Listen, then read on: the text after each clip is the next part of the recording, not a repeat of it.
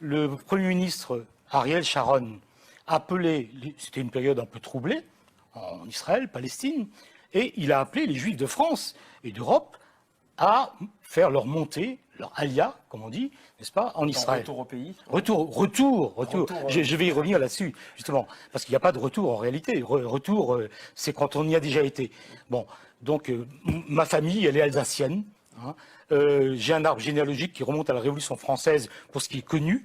Mais en fait, les Juifs alsaciens sont des Juifs alsaciens depuis au moins le XIIe siècle. Donc, je trouve toujours absurde qu'on me dise ton pays, c'est Israël.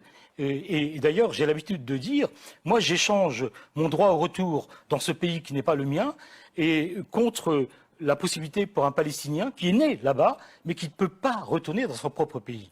Voilà. Donc, c'est parmi les choses qui sont absolument insupportables. Hein. Donc voilà, juifs, c'est vrai, il y a beaucoup de confusion, juifs, sionistes, israéliens. Bon, il y a des juifs dans beaucoup de pays du monde, ils ne sont pas israéliens. Hein. Certains ont la double nationalité, c'est vrai. Hein. Il y a le fils d'un avocat célèbre qui est franco-israélien, qui a même fait une part de service militaire ou dans la police en Israël. Bon, voilà. Mais je veux dire, la plupart des Juifs français, ils sont français, point. Et français depuis longtemps. Hein.